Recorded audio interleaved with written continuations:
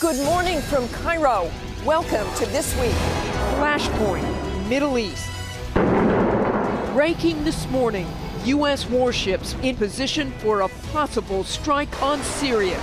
Accused of using chemical weapons, has Syria finally crossed a red line? It is very troublesome. Are we on the brink of war? Plus, in Egypt, anarchy on the streets of this key U.S. ally. We're here, on the ground, and anchoring from the region with all the breaking details. And 50 years later, remembering a day that changed the nation. What was at stake that day? The future of America. Was Dr. King's dream fulfilled? The Powerhouse Roundtable weighs in on that and all the week's politics. It's all right here, this Sunday morning. From ABC News, a special edition of This Week with Martha Raddatz in Cairo and Jonathan Karl in Washington starts right now. Good morning. George is off today. We're reporting from a region on the brink, and all eyes are on Syria, where an apparent chemical weapons attack could lead to American military action.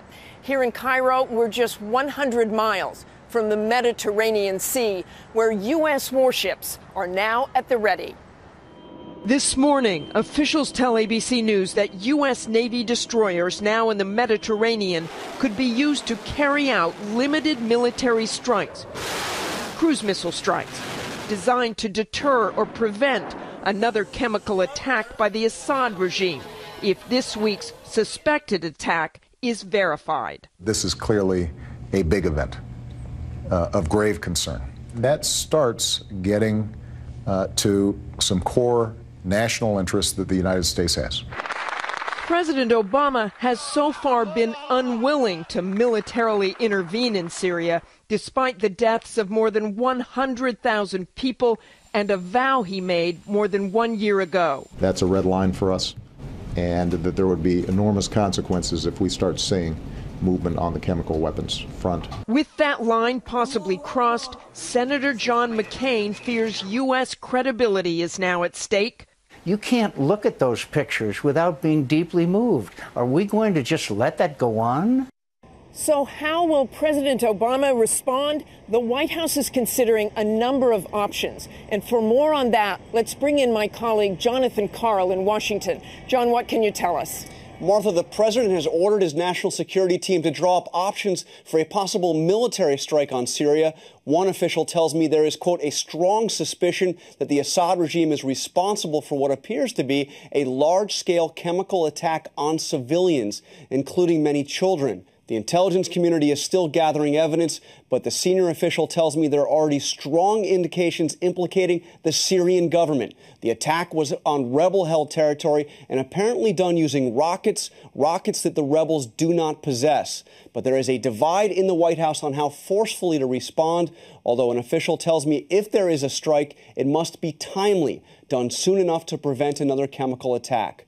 The White House does not want to act alone. U.S. officials are back-channeling through the UN to see if Russia could be convinced to agree to a resolution. Remember, Russia has veto power at the Security Council. If there is no UN authorization, the United States would lead any possible strike. But one senior official tells me, quote, we do not want to do anything on our own. U.S. allies must commit both resources and political will. We'll have more from here in Washington in a few moments, but first let's go back to the region. Martha? Thanks, John. Let's bring in Colonel Steve Ganyard, a veteran fighter pilot and former Marine Corps commander who flew combat missions in the Gulf War and also saw the policy side of these decisions as a Deputy Secretary of State. Welcome, Colonel Ganyard. I want to get right to the question about these possible cruise missile strikes. The White House has made very clear there will be no boots on the ground. So how would these cruise missile strikes work out of the Mediterranean? There are a couple ways it can be done, Martha. One is by launching these cruise missiles from ships at sea that would be out in the eastern Mediterranean, or they can be launched from submarines. We got to remember what a cruise missile is. It's a long 20-foot sort of flying torpedo, and it has wings on it and a little jet engine that allows it to fly at very low altitudes over the sea. It can fly through mountain canyons, and it can hit with accuracies where you can pick third level window on the left. So that kind of accuracy is good. But we also have to remember that they're small warheads and there are not a lot of these missiles. And so right up front, if it's going to be low risk, we know that we're going to be prescribed in the amount of military force we can apply.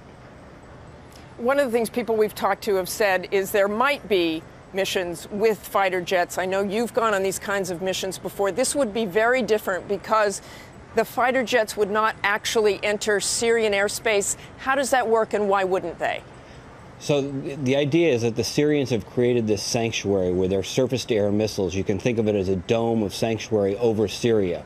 The president has said we want low risk, which really means that we want low risk to U.S. personnel.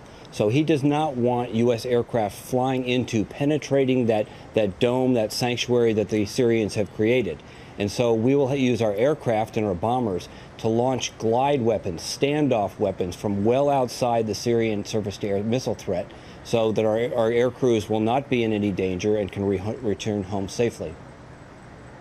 Let's talk about targets. Obviously, this is all about chemical weapons.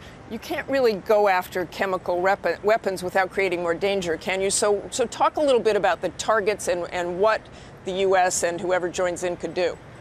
That's exactly right. You would think chemical weapons, we would go in and destroy the chemical weapons with bombs. But chemical weapons can only be destroyed with very, very sensitive technology that incinerates them or chemically neutralizes them. You can't just go in and drop a bomb on a bunker and expect it to neutralize the Syrian chemical capabilities. In the worst case there would be that you would bomb this bunker and you would throw chemical weapons all over the desert and perhaps throw these containers of sarin gas or nerve gas, some sort of agent that could be picked up by somebody and used in a terrorist attack. So highly unlikely that we will go after the sites themselves that contain these weapons, but we will probably attack things that allow them to employ these kinds of weapons, things like airfields, like command and control facilities, military headquarters, perhaps airplanes, airfields, those things that would allow the Syrian military to employ gas against its citizens. From what you've heard, does this seem like a symbolic attack, or could it actually really do some good? I think we need to temper our expectations. This is a very limited attack. What's being discussed is a very limited military attack. I think the best that we could hope for is to deter Mr. Assad from using chemicals against his people again. But it's not going to help with the refugee problem. And worst case, it could lead to he would just shrug off the attack, and it would precipitate follow-on military attacks and perhaps drag us into a larger Middle East conflict, which is something that the White House seems quite keen to avoid. Thanks so much for joining us, Colonel Ganyard. Appreciate it. Thank you.